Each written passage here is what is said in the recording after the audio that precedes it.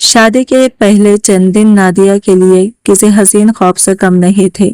گھر مہمانوں کی مبارکبادوں، دعاؤں اور تحفوں سے بھرا ہوا تھا، اور اس کا دل اپنی خوش نصیبی پر بار بار شکر ادا کر رہا تھا۔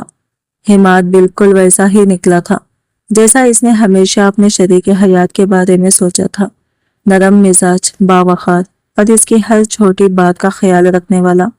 جب وہ دلہن بن کر پہلی بار اس گھر میں داخل ہوئی تھی تو حماد نے جس محبت اور احترام سے اس کا استقبال کیا تھا، اس لمحے اسے محسوس ہوا تھا جیسے اس کی زندگی کی ساری دعائیں ایک ساتھ قبول ہو گئی ہو۔ حماد ایک کامیاب کمپنی میں اچھے عہدے پر تھا اور اپنی شخصیت میں ایسی کشش رکھتا تھا جو ہر کسی کو متاثر کر دیتی تھی۔ نادیہ دل ہی دل میں خود کو دنیا کی خوش قسمت ترین لڑکی سمجھنے لگی تھی۔ تیسرے دن کی صبح نادیہ بہت جلد بیدار ہو گئی۔ اس نے سوچا کہ اب وقت آ گیا ہے کہ وہ اس گھر کو اپنے لمس اور اپنی محبت سے مکمل طور پر اپنا بنا لے۔ وہ آہستہ سے بستر سے اٹھی تاکہ حماد کی نیند خراب نہ ہو، اور خاموشی سے کچن میں جا پہنچی۔ ناشتے کی تیاری کرتے ہوئے اس کے دل میں ایک عجیب سی خوشی تھی۔ مکھن میں سیکتے پراٹھوں کی خوشبو پورے گھر میں پھیل رہی تھی، اور اسے محسوس ہو رہا تھا جیسے ہر خوشبو اس کے نئے رشتے کی مٹھاس کو اور بڑھا رہی ہو۔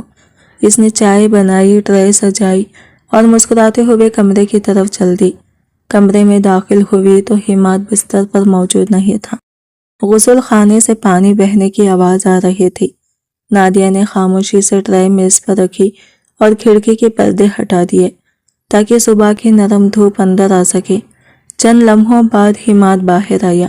اس کے بال بھیگے ہوئے تھے اور وہ حسب معمول مسکرا رہا تھا۔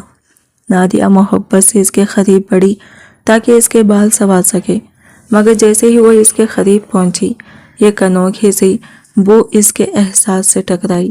یہ نہ صابن کی خوشبو تھی، نہ کسی عام پرفیوم کی، بلکہ اس میں عجیب سی نمی اور سرد مہک شامل تھی، جیسے کسی بند کمرے میں برسوں سے قید کوئی راز آہستہ آہستہ سانس لے رہا ہو۔ نادیہ ایک لمحے کو ٹھٹکی، مگر پھر خود کو سمجھا لیا کہ شاید یہ اس کا وہم ہو۔ ناشتے کے دوران اس نے ہلکے انداز میں پوچھ لیا کہ کیا اس نے کوئی نیا پرفیوم استعمال کیا ہے۔ سوال سنتے ہی حماد کے چہرے کے تاثرات لمحہ بھر کو بدل گئے، مگر اس نے فوراً مسکرا کر کہا کہ شاید واش روم میں رکھے کسی کلینر کی بو ہو، اور نادیہ بے وجہ زیادہ غور کر رہی ہے۔ اس نے بات ہنسی میں ٹال دی۔ نادیہ نے بھی زیادہ سوچنا مناسب نہ سمجھا۔ دن حسب معمول خوشگوار گزرا۔ دوپہر ساتھ کھانا کھایا، شام کو خریداری کی، پھر یہ خوبصورت ریسٹورنٹ میں رات کا کھانا کھایا، جہاں حماد مسلسل اپنے بچپن کی دلچسپ قصے سناتا رہا۔ نادیہ کو یوں محسوس ہو رہا تھا جیسے اس کی زندگی ہر لحاظ سے مکمل ہو چکی ہو۔ رات گئے جب وہ گھر واپس آئے تو نادیہ کافی تھک چکی تھی۔ اس نے لباس بدلا اور آئینے کے سامنے بیٹھ کر اپنے بال سنوارنے لگی۔ حماد خاموشی سے کمرے میں داخل ہوا، دروازہ بند کیا اور ایک ایک کر کے تمام پردے گرا دیے۔ پھر اس نے کمرے کی روشنی بجھا دی۔ پورا کمرہ ایک دم گھپ اندھیرے میں ڈوب گیا۔ نادیہ چونک کر بولی کہ اس نے اندھیرا کیوں کر دیا، مگر جواب میں چند لمحوں کی خاموشی چھا گئی۔ پھر حماد کی دھیمی اور غیر معمولی سنجیدہ آواز سنائی دی کہ کچھ حقیقتیں روشنی میں نہیں دیکھی جاتی۔ نادیہ کا دل زور زور سے دھڑکنے لگا۔ اچانک کمرے کی یہ کونے میں رکھی پرانی الماری کے اندر سے ہلکی سی دستک سنائی دی۔ اس کے ہاتھ کانپنے لگے۔ اس نے خوف زدہ نگاہوں سے حماد کو دیکھا۔ حماد آہستہ آہستہ اس کے قریب آیا۔ اس کی آنکھوں میں نمی تھی۔ اس نے نادیہ کا ہاتھ تھام کر کہا کہ وہ اس سے ایک بڑا سچ چھپاتا رہا ہے۔ اس نے بتایا کہ اس کی پہلی بیوی زارا شادی کے چند دن بعد پر اصرار طور پر لاپتہ ہو گئی تھی۔ سب نے سمجھا کہ وہ گھر چھوڑ کر چلی گئی، مگر حماد جانتا تھا کہ وہ کبھی نہیں گئی۔ وہ اسی گھر میں اپنی ادھوری خواہش کے ساتھ قید رہ گئی تھی۔ یہ سنتے ہی الماری کا دروازہ خود بخود چرچراتا ہوا کھل گیا، اور اندر سے ایک پرانی ڈائری زمین پر آ گری۔ نادیہ نے لرزتے ہاتھوں سے اسے اٹھایا۔ آخری صفحے پر لکھا تھا کہ جو محبت سچائی سے خالی ہو وہ روح کو قید کر دیتی ہے، اور اسے آزاد وہی کرے گا جو اس گھر میں سچ کی روشنی جلائے گا۔ نادیہ نے فوراً بیڈ کے پاس رکھا، लैंप रोशन कर दिया। रोशनी फैलते ही वो अजीब बू गायब हो गई और कमरे में चमेली की नरम खुशबू फैल गई। हिमात की आंखों से आंसू बहने लगे। बरसों का बोझ इसके दिल से उतर चुका था। वो निदामत से बोला कि इसे डर था सच जानकर नादिया इसे छोड़ देगी, मगर नादिया ने इसका हाथ मजबूती से थाम लिया और नरम लहजे में कहा कि मोहब्बत राज छुपाने से नहीं बल्कि एक दूसरे के जख्मों को कबूल करने से मुकम्मल होती है। इस रात तारीकी में खौफ नहीं बल्कि एक नई रोशनी ने जन्म लिया और इन दोनों के दरमियान एक ऐसी खामोश गुर्बत पैदा हुई जो हर राज और हर अंधेरे पर भारी थी। अंधेरे ने जैसे ही पूरे कमरे को अपनी लपेट में लिया, नादिया के दिल की धड़कन तेज हो गई। इसे बचपन से ही अंधेरे से हल्का सा खौफ था, इसलिए वो फौरन घबराकर बोली, हिमाद ये क्या किया आपने? लाइट क्यों बंद कर दी? मुझे अंधेरे में घबराहट होती है। अंधेरे में ही हिमाद की आवाज़ बहुत धीमी मगर गैर मामूली संजीदा सुनाई दी। वो बोला कि इसे रोशनी में नींद नहीं आती और इसे इसी तरह सुकून मिलता है, इसलिए नादिया को भी आदत डालनी चाहिए क्योंकि अंधेरे में ही राहत है। नादिया ने परेशानी से कहा कि कम से कम कोई छोटा बल्ब तो जला दे क्योंकि कुछ भी नजर नहीं आ रहा, मगर हिमात ने इसकी बात को नज़रअंदाज कर दिया और आहिस्ता आहिस्ता इसके करीब आ गया। इस रात इसका रवैया पहले जैसा नरम नहीं था। वो बार बार कमरे की हर मुमकिन रोशनी को बंद रखने की कोशिश कर रहा था, यहाँ तक कि इसने खिड़की के पर्दे भी सख्ती से बंद कर दिए ताकि बाहर की कोई किरण अंदर ना आ सके। नादिया को इसकी ये जिद बहुत अजीब लगी क्योंकि आम दिनों में वो इसकी हर छोटी बात मान लेता था, मगर आज इसके अंदाज में एक सख्ती और बेचैनी थी। जैसे ही वो करीब आया, नादिया ने वही सुबह वाली अजीब बू दोबारा महसूस की, मगर इस बार वो पहले से कहीं ज्यादा तेज और वाज़ा थी। इस बू ने इसके दिल में घबराहट पैदा कर दी, जैसे कोई पुरानी रैंड या जख्म की बू बहुत करीब से आ रही हो। नादिया से रहा न गया और इसने डरते डरते पूछ लिया, हिमाद आपके जिस्म से ये कैसी बू आ रही है? आप ठीक है ना? यह सुनते ही हिमाद ने फौरन अपना हाथ उसके मुंह पर रख दिया और सख्त लहजे में कहा कि वो बहुत ज्यादा बातें ना करें और चुपचाप सो जाए। इसके अंदाज में वो मोहब्बत नहीं थी जो आम दिनों में हुआ करती थी, बल्कि ये अजीब सी झंझलाहट और बेचैनी थी। नादिया अंधेरे की वजह से इसका चेहरा नहीं देख पा रही थी, मगर इसे साफ महसूस हो रहा था कि वो कुछ छुपा रहा है। इसका दिल शक से भरने लगा क्योंकि हिम्मत ने न सिर्फ रोशनी बंद करने पर गैर मामूली असरार किया था बल्कि इसके सवाल पर गुस्सा भी दिखाया था। नादिया सारी रात जागती रही। वो यही सोचती रही कि आखिर हिम्मत को अंधेरे से इतनी मोहब्बत क्यों है, या फिर वह रोशनी से क्यों भागता है। क्या यह कोई जिस्मानी मसला है या फिर कोई ऐसा राज है जो वो छुपाना चाहता है। वो बार बार इसके जहन को उलझा रही थी, जैसे कोई इशारा हो जिसे वो समझ नहीं पा रही थे। इसने हिम्मत करके हिम्मत का हाथ थामने की कोशिश की, मगर इसने फौरन हाथ छुड़ा लिया और करवट बदल कर सो गया। इस लम्हे नादिया को यूं लगा जैसे वो दोनों एक ही बिस्तर पर होते हुए भी एक दूसरे से बहुत दूर हो गए हों।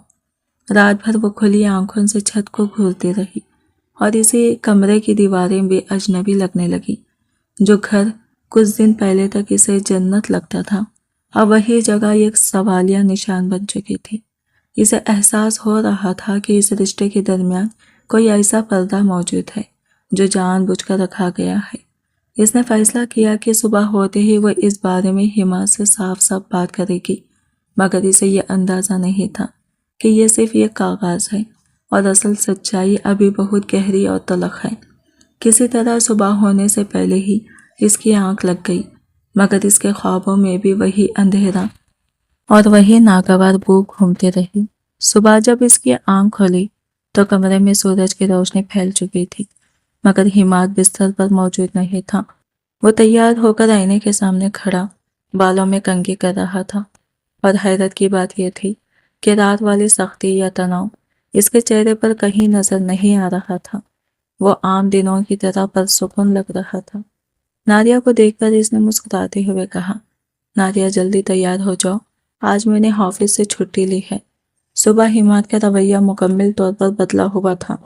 وہ نادیہ کو معمول کے مطابق مسکراتے ہوئے کہنے لگا کہ وہ آج آفس نہیں جا رہا اور پورا دن اس کے ساتھ باہر گزارے گا۔ نادیہ چند لمحوں تک اسے دیکھتی رہ گئی، کیونکہ رات والے واقعے کے بعد اسے توقع تھی کہ گھر کا ماحول بھاری ہوگا، مگر حماد کی یہ غیر معمولی نرمی اس کے اندر الجھن پیدا کر رہی تھی۔ اس نے خود کو یہی سمجھایا کہ شاید وہ واقعی تھک گیا تھا اور اسی وجہ سے رات اس کا رویہ عجیب ہو گیا تھا۔ ناشتے کی میز پر بھی وہ پہلے کی طرح خوش مزاج تھا، مسلسل باتیں کر رہا تھا اور نادیہ کو ہنسانے کی کوشش کر رہا تھا، مگر نادیہ کی نظریں بار بار اس کے چہرے اور ہاتھوں پر ٹھہر جاتی تھی۔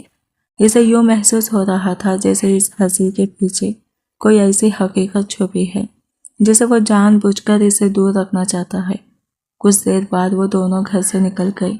موسم خوشگوار تھا اور ہوا میں ایک ہلکی سی ٹھنڈک تھی۔ حماد گاڑی خود چلا رہا تھا اور راستے بھر مستقبل کے منصوبے بنا رہا تھا۔ کبھی کسی ہل اسٹیشن کی بات کرتا تو کبھی آنے والے دنوں میں یہ کیسا سکون تھا کہ نادیہ کا دل کچھ دیر کے لیے نرم پڑ گیا اور اس کے شک دھندلا سے گئے۔ وہ شہر کے ایک بڑے شاپنگ مال میں پہنچے جہاں انہوں نے کافی دیر خریداری کی۔ نادیہ نے اپنے لیے چند جوڑے پسند کیے اور حماد نے بھی اپنے لیے کچھ کپڑے خرید لیے۔ شروع میں سب کچھ نارمل لگ رہا تھا، مگر جیسے ہی دوپہر بڑھی اور مال میں رش بڑھنے لگا، نادیہ نے محسوس کیا کہ حماد کے چہرے پر بے چینی اترنے لگی ہے۔ ایئر کنڈیشن ماحول کے باوجود اس کے ماتھے پر پسینے کے خطرے ابھر آئے تھے۔ وہ بار بار اپنی شرٹ کو جسم سے دور کرنے کی کوشش کر رہا تھا، جیسے اسے اندر سے کوئی تیز قسم کی گھٹن یا جلن محسوس ہو رہی ہو۔ نادیہ نے فکر مندی سے پوچھا کہ وہ ٹھیک ہے یا نہیں، مگر حماد نے فوراً بات ٹالتے ہوئے کہا کہ بس ہلکی سی تھکن ہے اور اب وہ گھر چلے۔ نادیہ نے کہا کہ ابھی تو انہوں نے لنچ بھی نہیں کیا، مگر حماد نے اس کی ایک نہ سنی اور جلدی سے اس کا ہاتھ پکڑ کر پارکنگ کی طرف لے گیا۔ اس کے انداز میں وہی عجیب سی جلد بازی اور بے چینی تھی جو نادیہ پہلے بھی محسوس کر چکی تھی۔ گاڑی میں بیٹھتے ہی اس نے اے سی پوری طرح آن کر دیا، مگر اس کے باوجود اس کی بے چینی کم نہیں ہو رہی تھی۔ اس کے جسم سے وہی ناگوار بو دوبارہ اٹھنے لگی تھی جو بند گاڑی میں اور زیادہ واضح ہو گئی۔ نادیہ نے گھبرا کر کھڑکی کھولنے کی کوشش کی، مگر حماد نے سختی سے منع کر دیا کہ باہر دھول اور مٹی ہے، اس لیے شیشہ بند ہی رہے۔ نادیہ خاموش ہو گئی، مگر اب اس کا ذہن پوری طرح الرٹ ہو چکا تھا۔ وہ مسلسل سوچ رہی تھی کہ یہ آخر کیسی کیفیت ہے جو کبھی اچانک ظاہر ہوتی ہے اور کبھی غائب ہو جاتی ہے۔ گھر پہنچتے ہی حماد بغیر کچھ کہے سیدھا واش روم میں چلا گیا۔ نادیہ باہر کھڑی سن رہی تھی کہ اندر پانی مسلسل بہہ رہا تھا۔ وہ کافی دیر تک باہر نہ آیا۔ تقریباً آدھے گھنٹے بعد جب وہ باہر نکلا تو اس کے چہرے پر ایک عارضی سا سکون تھا، مگر آنکھوں میں تھکن اب بھی موجود تھی۔ وہ سیدھا کمرے میں جا کر لیٹ گیا اور کسی سے کوئی بات نہ کی۔ نادیہ کچھ دیر بعد واش روم میں گئی تاکہ صفائی کا سامان رکھ سکے، مگر جیسے ہی اس نے اندر قدم رکھا وہی رک گئی۔ اس کا دل ایک دم بیٹھ سا گیا اور ریڑھ کی ہڈی میں سرد لہر دوڑ گئی، کیونکہ وہاں کا منظر اس کے وہم و گمان سے کہیں زیادہ عجیب اور پریشان کن تھا۔ واش روم کے اندر داخل ہوتے ہی نادیہ کے قدم جیسے وہی جم گئے۔ فرش پر صابن کی جھاگ کے ساتھ کچھ ہلکے سرخ اور گیلے دھبے تھے جو دیکھنے میں کسی زخم سے رسنے والے خون اور پیپ جیسے لگ رہے تھے۔ ماحول میں ایک عجیب سی ناگوار بو پہلے ہی موجود تھی، مگر اس منظر نے اسے اندر تک ہلا دیا۔ اس نے جھک کر دیکھا تو یہ آلودہ سا ٹشو پیپر بھی فرش کے کونے میں پڑا تھا۔ اس کے گھن اور خوف کی شدت اتنی تھی کہ چیخ اس کے گلے میں ہی رک گئی۔ کانپتے ہاتھوں سے اس نے جلدی جلدی پانی ڈال کر جگہ صاف کی، مگر اس کے ہاتھ مسلسل لرز رہے تھے۔ اب اس کے دل میں کوئی شک باقی نہیں رہا تھا کہ حماد کسی سنگین مسئلے سے گزر رہا ہے جسے وہ جان بوجھ کر اس سے چھپا رہا ہے، اور شاید اسی وجہ سے وہ روشنی سے بھی بچتا ہے۔ شام کو جب نادیہ چائے لے کر کمرے میں داخل ہوئی تو حماد بستر پر لیٹا موبائل استعمال کر رہا تھا۔ نادیہ نے ہمت جمع کی اور چائے میز پر رکھتے ہوئے آہستہ سے کہا کہ وہ واش روم میں جو کچھ دیکھ چکی ہے اس کے بعد وہ خاموش نہیں رہ سکتی۔ اس نے سوال کیا کہ کیا اسے کوئی زخم ہے، کوئی انفیکشن ہے، اور وہ ڈاکٹر کے پاس کیوں نہیں جا رہا۔ نادیہ کی بات مکمل ہونے سے پہلے ہی حماد نے موبائل ایک طرف پھینکا اور بستر پر اٹھ کر بیٹھ گیا۔ اس کا چہرہ غصے سے سرخ تھا۔ وہ اونچی آواز میں بولا کہ نادیہ اس کی جاسوس کرنا چھوڑ دے۔ اسے کوئی بڑا مسئلہ نہیں ہے، بس معمولی سا انفیکشن ہے جو خود ٹھیک ہو جائے گا، اس لیے اسے بڑا چڑھا کر پیش نہ کریں۔ نادیہ نے نرم مگر پریشان لہجے میں سمجھانے کی کوشش کی کہ یہ کوئی معمولی بات نہیں، یہ اس کی صحت کا مسئلہ ہے اور اس کی وجہ سے ان کی زندگی بھی متاثر ہو رہی ہے، مگر حماد نے اس کی بات کاٹ دی۔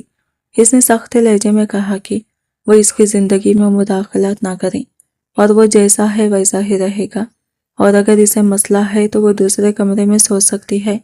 یہ الفاظ نادیہ کے دل پر کسی تیز چوٹ کی طرح لگے۔ وہ خاموشی سے چائے کا کپ اٹھا کر باہر آ گئی اور گھر کے یہ کونے میں بیٹھ کر روتی رہی۔ اسے سمجھ نہیں آ رہا تھا کہ وہ کس طرح اسے دیوار کو گرانے کی کوشش کرے جو اس کے اور حماد کے درمیان اچانک کھڑی ہو گئی تھی۔ رات جب وہ دوبارہ کمرے میں گئی تو حماد پہلے ہی بستر پر لیٹا ہوا تھا۔ کمرہ مکمل اندھیرے میں ڈوبا ہوا تھا اور معمول کے مطابق خاموش تھا، صرف اس کی سانسوں کی آواز سنائی دے رہی تھی۔ نادیہ خاموشی سے بستر کے کونے میں لیٹ گئی، مگر اس بار اس نے اس کے قریب جانے کی کوشش نہیں کی۔ اندھیرے میں بھی اسے وہی بھاری سی بو محسوس ہو رہی تھی جو اب صرف ہوا میں نہیں بلکہ جیسے کمرے کی دیواروں میں جذب ہو چکی ہو۔ کچھ دیر بعد آدھی رات کو اس کی آنکھ کھلی تو اسے احساس ہوا کہ حماد بستر پر نہیں تھا۔ اس نے دیکھا کہ واش روم کے دروازے کے نیچے سے ہلکی سی روشنی باہر آ رہی تھی اور اندر سے دبے ہوئے کراہنے اور سسکیوں کی آوازیں سنائی دے رہی تھیں۔ نادیہ دبے قدموں دروازے تک گئی۔ اندر حماد درد سے کرا رہا تھا اور دبی ہوئی آواز میں خود کو کچھ کہہ رہا تھا، جیسے وہ کسی اندرونی اذیت سے لڑ رہا ہو۔ نادیہ نے دستک دینے کی کوشش کی مگر اس کا ہاتھ درمیان میں ہی رہ گیا۔ اسے ڈر تھا کہ کہیں وہ پھر غصے میں نہ آ جائے۔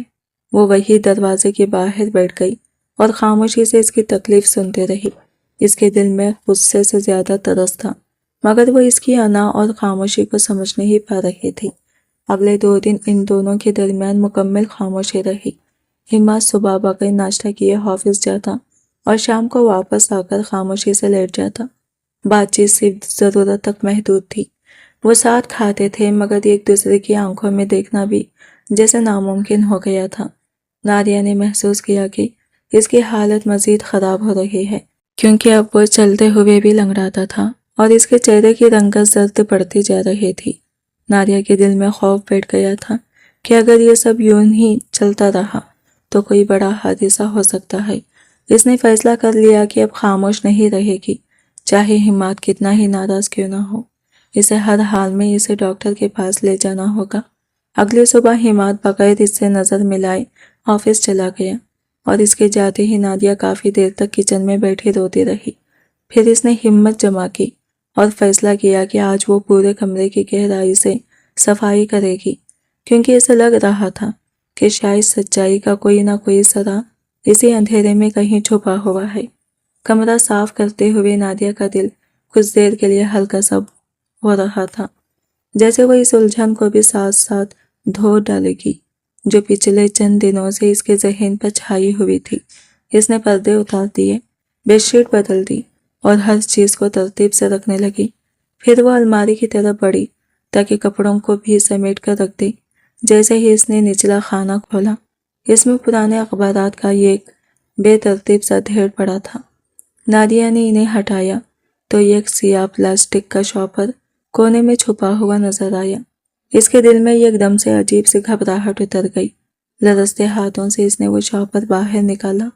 چند لمحوں وہ اسے دیکھتی رہی جیسے خود کو تیار کر رہی ہو کہ شاید کچھ غلط سامنے آنے والا ہے، مگر جیسے ہی اس نے شاپر کھولا اس کی چیخ گلے میں پھنس کر رہ گئی۔ اندر حماد کے کچھ ذاتی کپڑے تھے جو خون اور زرد رنگ کے پیپ جیسے نشانات سے بری طرح آلودہ تھے۔ ان سے اٹھنے والی بو اتنی تیز اور ناگوار تھی کہ ایک لمحے میں پورا کمرہ جیسے اس کی گرفت میں آ گیا۔ نادیہ نے فوراً ہاتھ منہ پر رکھا مگر آنکھوں سے آنسو بہنے لگے۔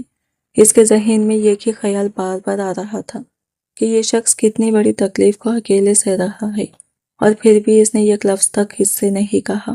وہ وہی فرش پر بیٹھ گئی جیسے اس کے جسم میں مزید طاقت باقی نہ رہی ہو۔ اس کے دل میں ایک طرف غصہ تھا کہ حماد نے اس پر اعتماد کیوں نہیں کیا، اور دوسری طرف شدید ترس کہ وہ کس اذیت سے خاموشی سے گزر رہا ہے۔ دوپہر تک وہ اسی حالت میں رہی، پھر اس نے ہمت کر کے وہ تمام کپڑے ایک تھیلے میں ڈال لیے اور گھر سے باہر پھینک دیے۔ الماری کو اچھی طرح صاف کرنے کے بعد بھی اس کا ذہن پرسکون نہیں ہوا۔ اب اس کے دل میں سوالوں کا طوفان تھا کہ آخر حماد خود کو اس حد تک اکیلا کیوں رکھ رہا ہے۔ شام کے وقت اس نے کھانے کی تیاری کی، مگر اس کا دھیان بار بار اسی شوہر اور ان کپڑوں کی طرف چلا جاتا تھا۔ اس کے اندر ایک عجیب سی بے چینی بڑھ رہی تھی۔ 5 بجے کے قریب جب حماد گھر واپس آیا تو اس کی حالت پہلے سے بھی زیادہ خراب تھی۔ وہ گاڑی سے اترتے ہی لڑکھڑا رہا تھا، ایک ہاتھ اپنی کمر پر رکھے ہوئے آہستہ آہستہ چل رہا تھا۔ اس کے چہرے پر پسینہ تھا اور درد کی شدت اس کے چہرے سے صاف جھلک رہی تھی۔ وہ دانت بھینچ کر ہر قدم اٹھا رہا تھا۔ نادیہ فوراً اس کی طرف بڑھی، مگر جیسے ہی اس نے اس کا بیگ پکڑنا چاہا، حماد نے اسے سختی سے پیچھے ڈھکیل دیا اور کہا کہ وہ اس سے دور رہے کیونکہ اسے فوراً واش روم جانا ہے۔ اس کے لہجے میں وہی سختی اور بے چینی تھی جو نادیہ پہلے بھی محسوس کر چکی تھی، مگر اس بار نادیہ نے خاموش رہنے کے بجائے اس کا ہاتھ پکڑ لیا۔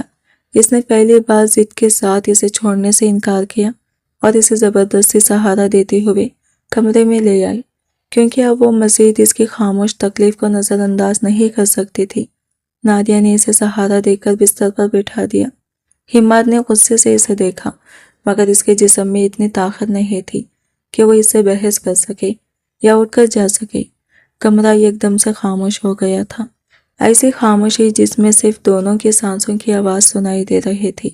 نادیہ نے چند لمحے اسے دیکھا، پھر آہستہ سے الماری کی طرف اشارہ کیا اور بہت اسپاٹ مگر مضبوط لہجے میں بولی، حماد، میں وہ سب کچھ دیکھ چکی ہوں جو آپ چھپا رہے تھے، وہ خون، وہ گندگی، وہ کپڑے۔ اب آپ مجھ سے مزید جھوٹ نہیں بول سکتے۔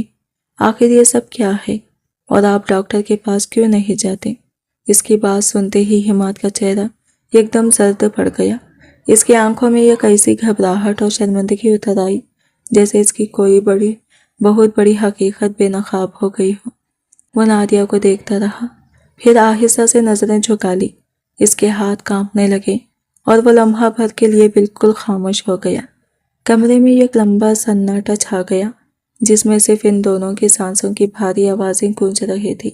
کافی دیر بعد اس نے بہت دھیمی ٹوٹی ہوئی آواز میں کہا، نادیہ، تم نہیں سمجھو گی، یہ میرا وہ عیب ہے جس کی وجہ سے میں نے کبھی کسی سے دوستی نہیں کی، کبھی کسی کے قریب نہیں گیا۔ اس کی آواز میں ایک عجیب سا درد تھا، جیسے وہ الفاظ نہیں بلکہ اپنے اندر کا بوجھ نکال رہا ہو۔ نادیہ اس کے قریب بیٹھی، اس کا ہاتھ اپنے ہاتھ میں لیا اور نرمی سے بولی، حماد، میں آپ کی بیوی ہوں، آپ کا عیب میرا عیب ہے، آپ مجھے بتائیں تو صحیح کہ مسئلہ کیا ہے۔ حماد نے ایک لمبی آہ بھری جیسے برسوں کا دبا ہوا درد باہر آ رہا ہو، پھر وہ آہستہ سے بولا، بچپن میں میرا ایک حادثہ ہوا تھا، ایک ایکسیڈنٹ۔ اس کے بعد میں کافی عرصہ بیمار رہا۔ میرے والدین بہت ڈر گئے تھے، وہ سمجھتے تھے کہ میں کمزور ہوں، اگر علاج یا کسی آپریشن کی کوشش کی تو شاید میں اور خراب ہو جاؤں گا۔ وقت گزرتا گیا، میں بڑا ہو گیا اور یہ بات ایک راز بن کر رہ گئی۔ وہ لمحہ بھر رکا، پھر اس کی آواز مزید بھاری ہو گئی، اب مجھے اس چیز سے اتنا ڈر لگتا ہے کہ میں کسی کو بتا نہیں سکتا تھا۔ مجھے لگتا ہے کہ اگر میں نے کسی کو دکھایا تو شاید میں ٹوٹ جاؤں گا یا کبھی ٹھیک نہیں ہو پاؤں گا، اس لیے میں چھپاتا رہا۔ اس لیے میں نے روشنی سے بھی بچنا شروع کر دیا کیونکہ میں نہیں چاہتا تھا کہ کوئی میری حقیقت دیکھے۔ نادیہ نے اس کی بات سنتے ہی اس کے ہاتھ کو مضبوطی سے تھام لیا۔ اس کی آنکھوں میں غصہ نہیں تھا، صرف دکھ اور سمجھ تھی۔ اسے اب اندازہ ہو رہا تھا کہ یہ کوئی عام بیماری یا معمولی مسئلہ نہیں، بلکہ یہ برسوں کا چھپا ہوا خوف تھا جس نے حماد کو اندر سے توڑ کر رکھ دیا تھا اور جسے وہ اکیلا ہی جھیلتا رہا تھا۔ حماد کی بات سن کر نادیہ एक लम्हे के लिए साकित रह गई। इसे यकीन ही नहीं आ रहा था कि आज के दौर में भी कोई शख्स इस हद तक खौफ और शर्मिंदगी की वजह से इतनी बड़ी तकलीफ सह सकता है। वो कुछ देर खामोश रही, फिर नरमी से इसे समझाने लगी कि ये कोई शर्म की बात नहीं, ये काम तभी अमल है जो लाखों लोग करवाते हैं। इसने इसे दीन का हवाला देते हुए भी समझाया कि सफाई और तहारत से जुड़ी चीज़ों में ये शामिल है और तभी लिहाज से भी ये न करवाना खतरनाक हो सकता है, क्योंकि इन्फेक्शन बढ़ सकता है और जिस्म के दूसरे हिस्सों तक फैल सकता है। मगर हिमात ने फौरन इसका हाथ झटक दिया और तेज लहजे में बोला कि वो ये सब नहीं सुन सकता। इसकी आंखों में वही पुराना खौफ था जो बार बार इसके अंदर इसे उभर आता था। वो कांपती हुई आवाज़ में बोला कि इसने बचपन में एक लड़के को देखा था जिसका ऑपरेशन गलत हो गया था और वो महीनों तक बिस्तर पर पड़ा रहा था और वो मंजर आज तक इसके जहन से नहीं निकला। इसने कहा कि वो डॉक्टरों के पास नहीं जा सकता, वो इसका मजाक उड़ाएंगे कि इतनी उम्र का मर्द होकर भी इस मसले के लिए आया है। वो दर्द सह लेगा मगर अपनी इज्जत और खुदी को इस तरह नहीं तोड़ सकता। इसी रात हिमात की हालत अचानक बिगड़ गई। इसे तेज बुखार हो गया और वो हित्यानी कैफियत में कराने लगा। नादिया सारी रात इसके सर पर ठंडी पट्टियां रखती रही, कभी इसके हाथ थामती और कभी रोते हुए इसे तसल्ली देती। वो नींद में भी बार बार यही कहता रहा कि इसे ना ले जाया जाए, इसे बचा लिया जाए, इसे दर्द से डर लग रहा है। इसका खौफ इतना गहरा था कि नादिया को महसूस हुआ जैसे वो किसी आम बीमारी से नहीं बल्कि एक जहनी खैज से लड़ रहा है। अगले दिन नादिया ने पूरी कोशिश की कि माहौल मामूल पर लाए। इसने इसके पसंदीदा खाने बनाए, इससे नरमी से बात की और इसे जहनी सुकून देने की कोशिश की। इसने इंटरनेट पर ऐसे केसेस भी ढूंढे जहां बड़े उम्र के लोगों ने इसी मसले का इलाज करवाया था और बेहतर हुए थे। मगर जब वो इसे दिखाती तो हिमात मोबाइल दूर फेंक देता और कहता कि ये सब झूठ है, इसकी हालत अलग है। नादिया ने इसे यहाँ तक कहा कि वो किसी दूसरे शहर के डॉक्टर के पास चल सकते हैं जहाँ कोई इन्हें नहीं जानता होगा, मगर हर बार इसका जवाब एक ही होता कि अगर वो इसके साथ रहना चाहती है तो इस मौजू को दोबारा न छेड़े। चंद दिन बाद एक शाम नादिया किचन में थी जब अचानक इसे हिमात के वाशरूम से गिरावट और दर्द की आवाज सुनाई दी। वो फौरन भागकर अंदर गई तो देखा कि हिमात फर्श पर गिरा हुआ था और इसका चेहरा दर्द की शिद्दत से नीला पड़ रहा था। इस बार हालत पहले से कहीं ज्यादा खराब थी। नादिया ने इसे उठाने की कोशिश की मगर इसका जिस्म बहुत भारी और बेबस महसूस हो रहा था। वो रोते हुए बार बार कह रही थी कि वो फौरन हॉस्पिटल चले, मगर हिमात बेबसी से इसे देख रहा था। इसकी आंखों में आंसू थे और वो हल्की आवाज में कह रहा था कि शायद अब वो नहीं बचेगा, ये दर्द इसे खत्म कर देगा। इस लम्हे नादिया के अंदर एक अजीब सी हिम्मत पैदा हुई। इसे महसूस हुआ कि अगर वो अब भी खामोश रही तो वो इसे हमेशा के लिए खो देगी।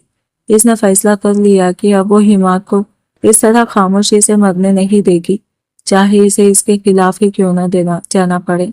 इसने इसे सहारा देकर बिस्तर तक पहुंचाया, दवाई दी और जब वो कुछ देर बाद सो गया तो वो सहन में आकर बैठ गई।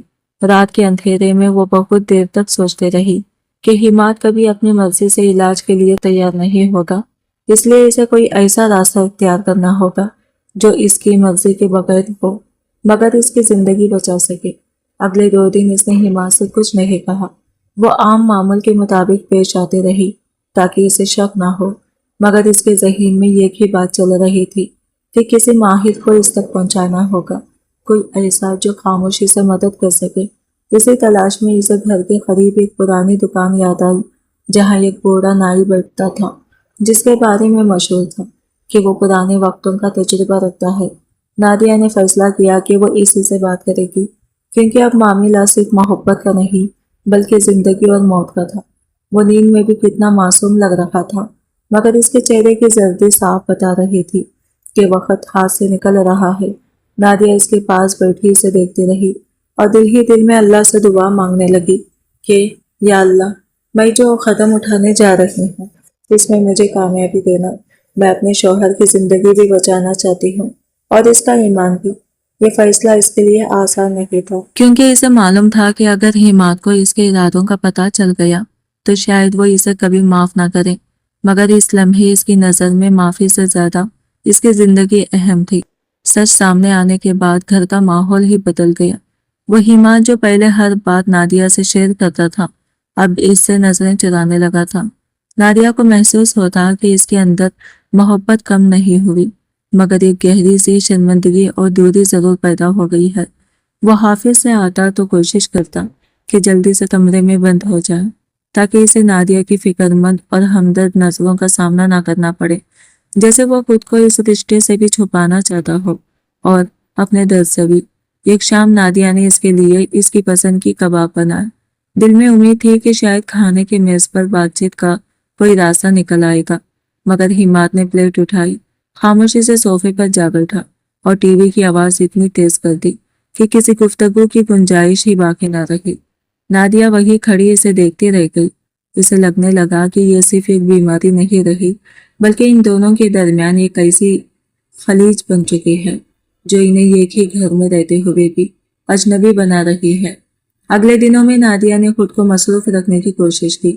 وہ گھر کے کاموں میں اس قدر الجھ گئی کہ سوچنے کا وقت ہی نہ ملے۔ اس نے پورے گھر کا فرنیچر بدل دیا، پردے دھوئے اور کچن کو نئے سرے سے ترتیب دیا، مگر اس کے ذہن کے کسی نہ کسی کونے میں حماد کو وہ کمزور چال اور لنگڑاہٹ مسلسل موجود رہتی اور وہ بیماری چھپ نہیں رہی تھی، ہر قدم پر ظاہر ہو رہی تھی اور نادیہ کے دل میں خوف بڑھتا جا رہا تھا۔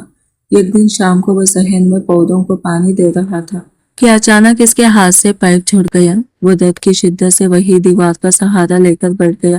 نادیہ فوراً دوڑ کر اس کے پاس پہنچی اور اسے سہارا دینا چاہا، مگر حماد نے تلخی سے اس کا ہاتھ جھٹک دیا۔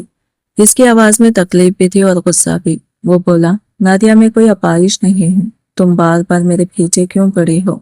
نادیہ نے خاموشی سے اس کی بات سن لی۔ اس بار اس نے کوئی جواب نہیں دیا، نہ کوئی بحث کی، بس آہستہ سے واپس کچن میں چلی گئی۔ اسے اندازہ ہو گیا تھا کہ حماد اپنی جسمانی تکلیف سے زیادہ اپنی کمزوری کے احساس پر غصہ نکال رہا ہے، اور سب سے زیادہ اس بات پر کہ اب یہ راز صرف اس کا نہیں رہا بلکہ نادیہ بھی اسے جان چکی ہے۔ اس کے لیے شاید سب سے مشکل یہی تھا کہ وہ اب نادیہ کے سامنے پہلے والا مضبوط پر اعتماد انسان نہیں رہ گیا تھا۔ راتوں کا سکون جیسے مکمل طور پر ختم ہو چکا تھا۔ اب حماد اکثر رات کو جاگتا رہتا اور جب اسے لگتا کہ نادیہ سو گئی ہے تو وہ آہستہ سے بستر کے دوسرے کونے میں جا کر لیٹ جاتا، جیسے دونوں کے درمیان کوئی غیر مرئی دیوار کھڑی ہو گئی ہو۔ کمرے میں وہی بھاری سی بو اب پہلے سے زیادہ محسوس ہونے لگی تھی، شاید اس لیے بھی کہ وہ اپنی صفائی اور اپنے خیال رکھنے کی طرف سے بھی لاپرواہ ہوتا جا رہا تھا۔ نادیہ کو لگتا تھا جیسے وہ اپنی ہی تکلیف سے تھک کر ہر چیز سے بے پرواہ ہو چکا ہے۔ ایک رات جب نادیہ کو نیند نہیں آ رہی تھی تو اس نے محسوس کیا کہ حماد چپ چاپ لیٹا ہوا ہے۔ اندھیرے میں اس کی سانسیں غیر معمولی طور پر بھاری لگ رہی تھی اور کچھ لمحوں بعد نادیہ کو یوں لگا جیسے وہ رو رہا ہو۔ نادیہ نے آہستہ سے اٹھ کر لائٹ جلانے کی کوشش کی، مگر اسی لمحے حماد نے اندھیرے میں ہی اس کا ہاتھ پکڑ لیا۔ اس کی آواز کانپ رہی تھی۔ وہ بولا، نادیہ، خدا کے لیے لائٹ مت جلانا، مجھے اپنے اس حالت سے گھن آتی ہے۔ نادیہ کا دل ٹوٹ سا گیا۔ اس نے روتے ہوئے اسے گلے لگانے کی کوشش کی، مگر حماد فوراً پیچھے ہٹ گیا، جیسے خود کو اس کے لمس سے بھی دور رکھنا چاہتا ہو۔ وہ ٹوٹے ہوئے لہجے میں بولا، تمہیں میرے ساتھ نہیں ہونا چاہیے تھا۔ میں ایسا انسان ہوں جو اندر سے کمزور ہے، تم میری تکلیف نہیں سمجھ سکتی۔ ایک مرد کے لیے یہ سب بہت بڑی ذلت ہے۔ نادیہ نے نرم لہجوں میں اسے سمجھانے کی کوشش کی کہ وہ اس کی بیوی ہے اور اس کے لیے اس کی عزت یا کمزوری کوئی معنی نہیں رکھتی، مگر حماد کے دل میں بیٹھا ہوا خوف اتنا گہرا تھا کہ وہ کسی بھی تسلی کو قبول کرنے کے لیے تیار نہیں تھا۔ اس کی باتوں سے صاف لگ رہا تھا کہ وہ خود کو اندر سے شکست خوردہ محسوس کر رہا ہے۔ اگلے دن نادیہ نے سوچا کہ شاید ماحول بدلنے سے اس کی کیفیت کچھ بہتر ہو جائے۔ اس نے ہمت کر کے حماد سے کہا کہ وہ کچھ دن کے لیے شہر سے باہر کسی ریسٹ ہاؤس چلتے ہیں تاکہ وہ ذہنی طور پر ہلکا محسوس کریں، مگر حماد نے فوراً انکار کر دیا۔ اس نے کہا کہ وہ اس حالت میں کہیں نہیں جا سکتا جہاں اسے بار بار اپنی مجبوریوں کا سامنا کرنا پڑے۔ या लोग इसे अजीब नजरों से देखें। नादिया खामोश हो गई, मगर इसके दिल में यह बात साफ हो गई कि हिमात का खौफ अब सिर्फ एक तकलीफ नहीं रहा, बल्कि एक ऐसी ज़हनी कैद बन चुका है जिसने इसकी सोच, इसकी हिम्मत और इसकी पूरी जिंदगी को घेर लिया है। नादिया के लिए दिन भी अब पहले जैसे नहीं रहे थे और रातें तो जैसे इसके सब्र का इम्तिहान बन गई थी। वो हर वक्त कोशिश करती कि घर का माहौल किसी तरह नॉर्मल रहे, जिसमें घर के कोने कोने में खुशबुएं झड़की, एयर फ्रेशनर लगाए, हर चीज को साफ सुथरा रखने की कोशिश की, मगर वो नागवासी बू जैसे अब सिर्फ हवा में नहीं रहे थे, बल्कि इसके जहन और दिल में भी बढ़ गई थी। सफाई जो कभी इसका शौक थी, अब इसके लिए एक बोझ बन चुकी थी, क्योंकि इसे समझ आ चुका था कि मसला गंदगी का नहीं, बल्कि इस इंसान की तकलीफ का है जो इसके सामने रोज टूट रहा था। इसने महसूस किया कि हिमात की हालत दिन ब दिन बिगड़ती जा रही है। एक दिन जब वो कपड़े समेट रही थी तो अलमारी के एक दराज में इसे कुछ दर्द कम करने वाली गोलियों के खाली पत्ते मिले। इतनी ज्यादा मिकदार देखकर इसके हाथ काम गए।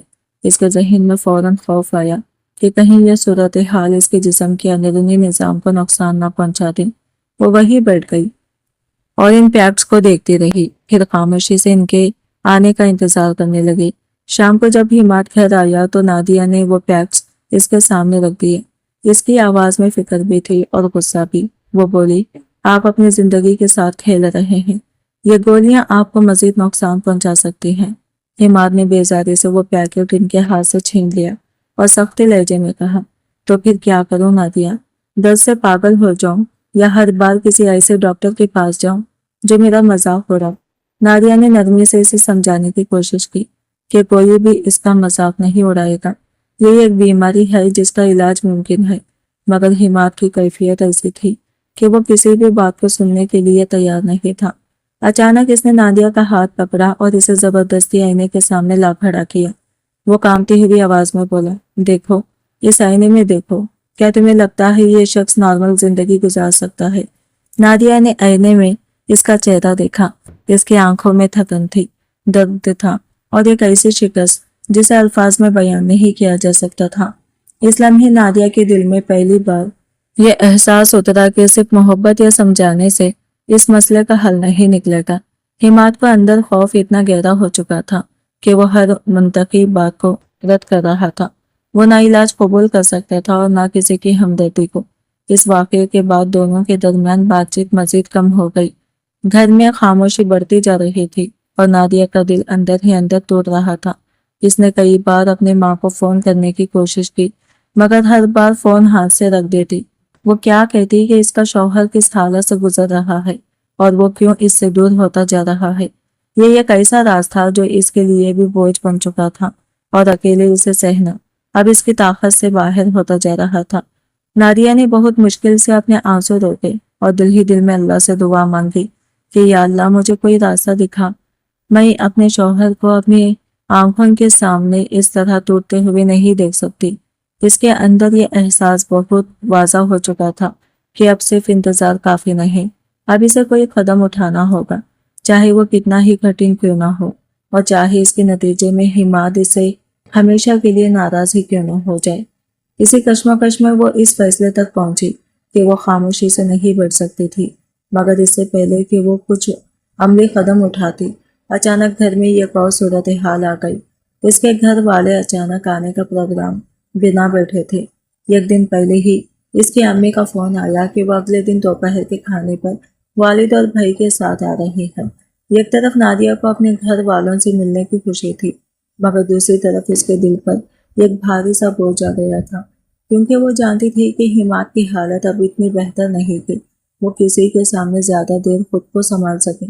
यह खबर सुनकर हिमात मजीद बेचैन हो गया।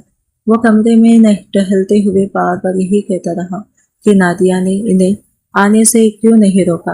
क्या इसे अंदाजा नहीं था कि इसकी तबीयत ठीक नहीं है? नादिया ने इसे नरमी से समझाया कि ये इसके अपने हैं और अगर वो ना आए तो इन्हें शक हो सकता है, इसलिए बेहतर है कि वो खुद को संभाल ले और सब कुछ नॉर्मल रखे। इसने इसे तसल्ली दी कि वो सब संभाल लेगी। अगली सुबह नादिया ने पूरे घर को खूबसूरती से सजा दिया। किचन में इसने तरह तरह के खाने तैयार किए, मगर इसका दिल हर लम्हा बेचैन था। اس کی نظریں بار بار بیڈ روم کی طرف اٹھ جاتی جہاں حماد خاموشی لیٹا ہوا تھا، جیسے اپنی ہی دنیا میں گم ہو۔ وقت گزرتا گیا اور جب دوپہر کے 12 بجے دروازے کی گھنٹی بجی تو نادیہ کا دل زور سے دھڑک اٹھا۔ اس کی امی، ابو اور بھائی اندر داخل ہوئے تو گھر میں اچانک ایک رونق سے پھیل گئی۔ امی نے نادیہ کو گلے لگایا مگر ان کی ممتا بھری نگاہیں جیسے اس کے اندر چھپا ہوا بوجھ محسوس کر رہی تھی۔ نادیہ نے زبردستی مسکرا کر خود کو نارمل ظاہر کرنے کی کوشش کی۔ کچھ دیر بعد حماد بھی ڈائننگ روم میں آ گیا مگر اس کا انداز پہلے جیسا نہیں تھا۔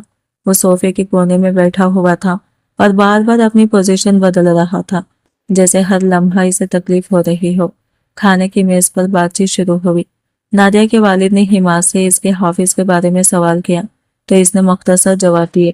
نادیہ کا بھائی مذاق کرنے لگا تو حماد کی ہنسی بھی بہت کمزور اور کھوکھلی سی تھی جسے صرف نادیہ ہی سمجھ سکتی تھی۔ سب لوگ معمول کی گفتگو میں مصروف تھے مگر نادیہ کے دل میں ایک مسلسل خوف چل رہا تھا۔ پھر اچانک اس کی امی نے غور سے حماد کو دیکھا اور پریشان ہو کر پوچھا، حماد بیٹا، آپ کی رنگت اتنی پیلی کیوں ہو رہی ہے اور آپ چلتے ہوئے تھوڑا لنگڑا کیوں رہے ہیں؟ امی کی بات سنتے ہی حماد کے ماتھے پر پسینے کی بوندیں صاف نظر آنے لگی۔ وہ فوراً نظریں جھکا کر خاموش ہو گیا جیسے اس سوال نے اسے اندر سے ہلا دیا ہو۔ نادیہ نے فوراً بات سنبھالی اور مسکرا کر کہا، امی کچھ نہیں، بس پچھلے ہفتے سیڑھیوں سے گر گئے تھے، ہلکی سی موچ آئی ہے اس لیے چلنے میں مشکل ہو رہی ہے۔ امی نے سر ہلا دیا مگر ان کی نظریں پھر بھی حماد پر جمی رہی جیسے وہ نادیہ کی بات سے پوری طرح مطمئن نہ ہوئی ہو۔ کھانے کے بعد حماد نے جلدی سے معذرت کی اور کمرے میں چلا گیا۔ کچھ دیر بعد نادیہ کے والد نے اسے اپنے پاس بٹھایا اور دھیمے لہجے میں کہا، نادیہ، میاں بیوی کے درمیان کوئی پردہ نہیں ہوتا لیکن اگر کوئی بیماری ہے تو اس کا علاج کرو۔ حماد، مجھے بہت زیادہ بیمار لگ رہا ہے۔ نادیہ نے زبردستی خود کو سنبھالا مگر اس کے دل پر یہ بات بھاری ہو گئی۔ مہمانوں کے جانے کے بعد گھر پھر سے خاموش ہو گیا۔ جب نادیہ کمرے میں گئی تو حماد بستر پر منہ کے بل لیٹا ہوا تھا۔ اس کے جسم کی کمزوری اور درد اس کی سانسوں سے صاف ظاہر ہو رہا تھا۔ جیسے ہی اس نے نادیہ کو دیکھا اس کی آواز میں غصہ اور بے بسی دونوں تھے۔ وہ بولا، دیکھ لیا آج تم نے، میں سب کے سامنے کتنا ذلیل ہوا۔ سب مجھ پر ترس کھا رہے تھے۔ میں نے کہا تھا نا کسی کو مت بلاؤ۔ نادیہ نے کچھ نہیں کہا۔ وہ خاموشی سے اس کے قریب بیٹھی اور آہستہ سے اس کے سر پر ہاتھ رکھ دیا۔ اس لمحے اس کے دل میں ایک عجیب سا درد اتر آیا تھا، ایک ایسا احساس جس میں محبت بھی تھی اور بے بسی بھی۔ اسے صاف محسوس ہو رہا تھا کہ اگر اس نے اب بھی کچھ نہ کیا تو یہ تکلیف صرف جسمانی نہیں رہے گی بلکہ حماد کو اندر سے مکمل طور پر توڑ دے گی۔ آدھی رات کو جب حماد کی کرانے کی آوازیں پھر سے تیز ہوئی تو نادیہ نے فیصلہ کر لیا۔ اس نے الماری کھولی اور وہ ضروری چیزیں نکال لی جو اس کی امی نے کبھی مشکل وقت کے لیے اسے دی تھی۔ اس کے ذہن میں ایک پرانے دیسی حکیم کا خیال آیا جس کے بارے میں محلے کئی عورتیں اکثر بات کرتی تھی کہ وہ پرانے اور پیچیدہ مسائل کا علاج گھر بیٹھے کر دیتا ہے۔ نادیہ نے سوچا کہ اب وہ انتظار نہیں کر سکتی، چاہے حماد اسے کتنی ہی نفرت کرے یا بعد میں اسے چھوڑ ہی کیوں نہ دے، مگر وہ اسے اس اذیت میں مرنے نہیں دے گی۔ اس نے خود سے وعدہ کیا کہ اگلا دن ایک نیا فیصلہ لے کر آئے گا۔ اس نے خاموشی سے وہ سب چیزیں ایک جگہ چھپا دی اور دل ہی دل میں خود کو مضبوط کیا۔ اس کا ضمیر اب اسے روک نہیں رہا تھا بلکہ ایک عجیب سی ہمت دے رہا تھا۔ اسے لگ رہا تھا کہ بیوی کا فرض صرف گھر سنبھالنا نہیں ہوتا بلکہ اس انسان کی زندگی کی حفاظت بھی ہوتا ہے جس کے ساتھ اس نے اپنی زندگی جوڑی ہوتی ہے۔ نادیہ پوری رات جاگتی رہی۔ صبح کی پہلی کرن کمرے میں داخل ہوئی تو وہ پہلے ہی آئینے کے سامنے کھڑی خود کو دیکھ رہی تھی۔ آنکھیں نیند نہ لینے کی وجہ سے سرخ اور چہرہ تھکن سے بوجھل تھا۔ اس کے سامنے دو راستے تھے، ایک یہ کہ وہ حماد کو اسی حالت میں چھوڑ دے اور روز بروز اسے ٹوٹتے ہوئے دیکھتے رہے، اور دوسرا وہ قدم جس کے بارے میں سوچ کر ہی اس کا دل لرز جاتا تھا۔ وہ خاموشی سے کچن میں آئی اور ناشتہ بنانے لگی مگر اس کے ہاتھ مسلسل کانپ رہے تھے۔ دراز کے ایک کونے میں وہ چھوٹی سی شیشے رکھی تھی جو اس نے پچھلے دن خاموشی سے میڈیکل اسٹور سے لی تھی۔ وہ دوا اب اس کے ضمیر اور فیصلے کے درمیان ایک بھاری بوجھ بن چکی تھی۔ حماد کمرے میں بستر پر لیٹا ہوا تھا۔ اس کی نیند بھی بے چین تھی اور درد اسے پوری طرح آرام نہیں کرنے دے رہا تھا۔ نادیہ نے پراٹھے بنائے انڈا فرائی کیا، چائے تیار کی، مگر اس کی نظریں بار بار اسی کپ کی طرف جا رہی تھی جو اس کے لیے سب سے بڑا امتحان بن چکا تھا۔ جب چائے تیار ہو گئی تو وہ چند لمحے وہی کھڑی رہی۔ دل میں ایک طوفان چل رہا تھا۔ ایک طرف اس کا ضمیر اسے روک رہا تھا، دوسری طرف حماد کی وہ حالت، اس کا درد، اس کی زرد رنگت اور وہ سب مناظر اس کے ذہن میں گھوم رہے تھے جنہیں وہ نظر انداز نہیں کر سکتے تھے۔ آخر کار اس نے ایک لرزتے ہوئے ہاتھ سے وہ دوا چائے میں ملا دی۔ اس لمحے اسے لگا جیسے اس کا دل بھی اسی کے ساتھ ٹوٹ گیا ہو۔ اس نے چائے کا کپ رکھا، جلدی سے چادر اوڑھی اور گھر سے باہر نکل گیا۔ اس کا دل اتنا بے چین تھا کہ ہر قدم اسے بھاری لگ رہا تھا۔ وہ سیدھا اسی پرانی دکان کی طرف جا رہی تھی جس کے بارے میں اسے بتایا گیا تھا کہ وہاں ایک تجربہ کار شخص مل سکتا ہے جو اس قسم کے معاملات کو سمجھتا ہے۔ گلیاں سنسان تھی۔ نادیہ تیز قدموں سے چلتی ہوئی اس دکان تک پہنچی۔ دکان کے باہر وہی بوڑھا شخص جھاڑو لگا رہا تھا۔ نادیہ نے لرزتی آواز میں اسے ساری بات بتائی۔ وہ خاموشی سے سنتا رہا، پھر بغیر زیادہ سوال کیے اس نے ساتھ چلنے کا کہا۔ دونوں فوراً واپس گھر کی طرف روانہ ہو گئے۔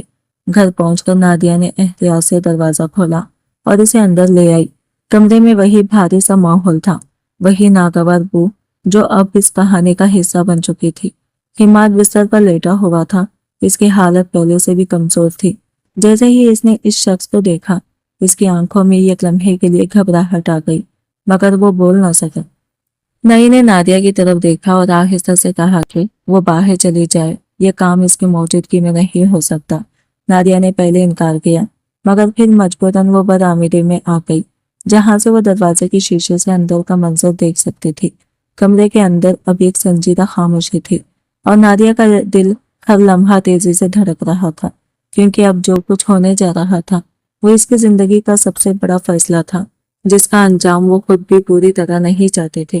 نادیہ دروازے کے باہر کھڑی تھی، مگر اس کا پورا وجود اندر ہونے والے ہر لمحے کو محسوس کر رہا تھا۔ وہ حماد کو واضح طور پر دیکھ نہیں پا رہی تھی کیونکہ نائی اس کے سامنے بیٹھا ہوا کام کر رہا تھا، مگر کمرے کا ماحول غیر معمولی طور پر بھاری تھا۔ اچانک نائی کے ہاتھ چند لمحوں کے لیے رک گئے اور اس نے یہ گہری سانس لی، اور اسی لمحے حماد کے جسم میں ہلکی سی لرزش پیدا ہوئی۔ اس کا چہرہ جو پہلے ہی زرد تھا ایک دم نیلا پڑنے لگا اور ماتھے پر پسینے کے قطرے ابھرنے آئے۔ وہ بے ہوشی کے عالم میں دست سے کر رہا جس نے نادیہ کے دل کو دہلا دیا۔ وہ بدحواس ہو کر اندر دوڑی اور گھبرا کر بولی کہ یہ کیا ہو رہا ہے اور کہیں کچھ غلط تو نہیں ہو گیا۔ نائی نے فوراً اسے تسلی دی اور کہا کہ جسم تبدیلی کے عمل میں ہے، اسی دوران ایک جھٹکا آتا ہے مگر پھر بہتری شروع ہو جاتی ہے اور وہ بے ہوشی ہی رہے گا مگر درد کم ہونے لگے گا۔ نادیہ نے کانپتے ہاتھوں سے حماد کا ہاتھ تھام دیا جو ٹھنڈا پڑا ہوا تھا، اور اس لمحے اسے اپنی زندگی کا سب سے بڑا خوف محسوس ہوا کہ کہیں وہ اس کھو نہ دے۔ ناری نے مہارت سے پٹی باندھی اور دوا لگائی جس کی تیز خوشبو کمرے میں پھیل گئی۔ پھر اس نے نادیہ کے سر پر ہاتھ رکھ کر کہا کہ ہمت رکھو، ابھی ایک نئے مرحلے میں داخل ہو رہا ہے۔ کچھ دیر بعد وہ کمرے سے باہر چلا گیا اور نادیہ خاموشی سے حماد کے پاس بیٹھ گئی۔ وہ گہری بے ہوشی میں تھا مگر اس کی سانسیں پہلے سے زیادہ ہموار تھی۔ نادیہ نے فرش پر بیٹھ کر سر گھٹنوں پر رکھ لیا اور آنسو بہانے لگی۔ یہ آنسو پچھتاوے کے نہیں بلکہ اس بوجھ کے اترنے کے تھے جو وہ مہینوں سے اٹھائی ہوئی تھی۔ شام ڈھلنے لگی تو کمرے میں یہ خاموشی سکون پھیل گیا۔ اچانک حماد کی پلکوں میں حرکت ہوئی اور اس نے یہ گہری سانس لی۔ نادیہ فوراً اس کے قریب ہو گئی اور اس کا ہاتھ تھام لیا۔ حماد نے آہستہ آہستہ آنکھیں کھولی اور کچھ لمحے خاموش رہا جیسے وہ اپنی جگہ کو سمجھنے کی کوشش کر رہا تھا۔ پھر اس نے اپنے جسم پر پٹی محسوس کی اور گھبرا کر ہلنے لگا، مگر نادیہ نے اسے نرمی سے روک دیا اور کہا کہ وہ ابھی کمزور ہے اور آرام کرے۔ حماد نے اس کی طرف دیکھا، اس کی آنکھوں میں الجھن اور خوف تھا اور کانپتی آواز میں پوچھا کہ یہ سب کیا ہوا ہے۔ نادیہ کی آنکھوں سے آنسو بہنے لگے اور وہ اس کے قریب ہو کر بولی کہ اس نے اسے بچایا ہے۔ وہ اسے اس تکلیف سے نکالنا چاہتی تھی جو آہستہ آہستہ اسے ختم کر رہی تھی۔ کمرے میں ایک لمبی خاموشی چھا گئی اور حماد کا غصہ آہستہ آہستہ آنسوؤں میں بدل گیا۔ وہ کچھ نہ کہہ سکا، بس خاموش ہو گیا۔ اگلے چند دن نادیہ نے اس کا مکمل خیال رکھا جیسے وہ ایک بچے کی طرح کمزور ہو۔ وقت کے ساتھ حماد کی حالت بہتر ہونے لگی، اس کی رنگت سنبھلنے لگی اور درد کم ہوتا گیا۔ 15 دن بعد ایک صبح جب وہ نہا دھو کر صاف کپڑے میں کمرے سے باہر آیا تو اس کے چہرے پر ایک نیا سکون اور اعتماد تھا۔ وہ نادیہ کے سامنے کھڑا ہوا اور آہستہ سے بولا کہ وہ اپنی ضد اور خوف کی وجہ سے خود کو اور اس رشتے کو نقصان پہنچا رہا تھا، اور اگر نادیہ یہ قدم نہ اٹھاتی تو شاید وہ آج زندہ نہ ہوتا۔ اس نے نادیہ کا ہاتھ تھاما اور بھرائی ہوئی آواز میں کہا کہ اس نے صرف اس کا علاج نہیں کیا بلکہ اسے ایک نئی زندگی دی ہے۔